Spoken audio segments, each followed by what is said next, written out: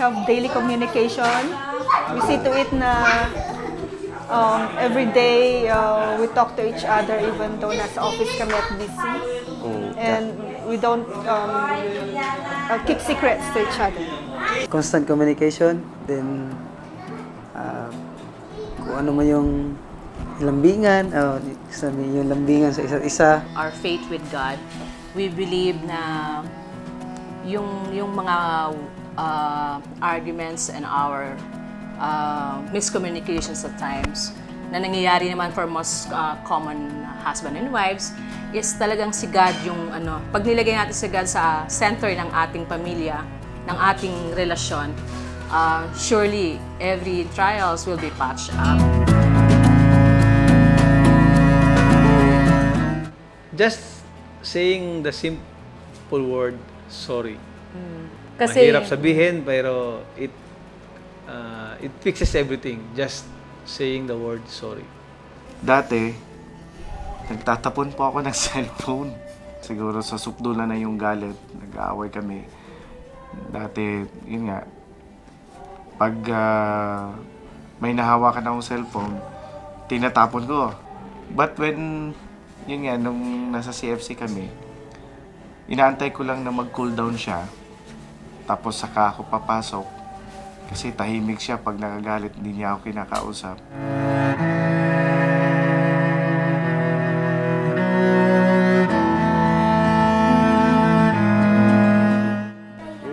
Simpleng mandi lang.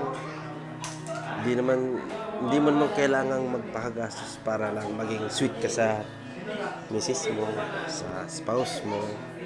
It's just, i-enjoy nyo yung company ng bawat isa over a little food lang sa harapan nyo. Right? Simple lang, oo. Actually, kasi syempre dito sa UAE, minsan pagod na tayong lumabas. So yung date namin, minsan sa bahay na lang. So we have time to sit together and watch movie. Tagalog. Tagalog, of course. Kasi,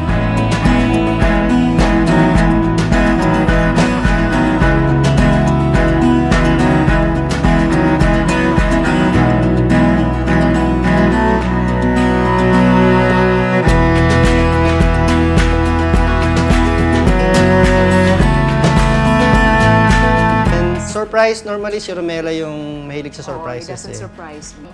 Every day, we give surprise like yung mga sudden kiss, mga gano'n, mga... Pero nagde-date kami madalas sa room. Yun. Doon, sa galambingan kami. Yan. Minsan, ayokong makisabay sa uso para ma-surprise siya. So, nag-aantay ako ng next day para mas lalo siyang ma-surprise. Yun bang hindi niya ini-expect. Like, nung Father's Day, nag-expect siya na mag-message ako sa Facebook, pero hindi ko ginawa. I do it na kaming dalawa lang, and I do it on the next day. Yung parang gano'n, nag-post ako on the next day na. Pero, gano'n pa man, I hope na appreciate pa rin niya yung ganong klaseng kilig-pakilig.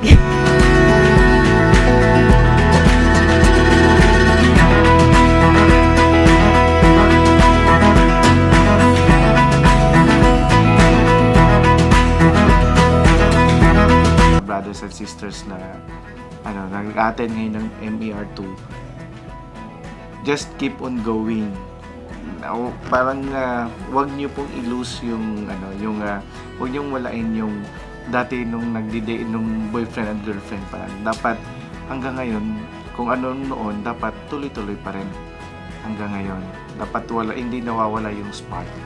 Ako din naman, ang advice ko lang para sa mga nag-i-MER ngayon, na just surround yourselves with people na who loves marriage, yung who appreciate marriage and who value the marriage, because kailangan hindi tayo maligaw sa ating goal, which is yun.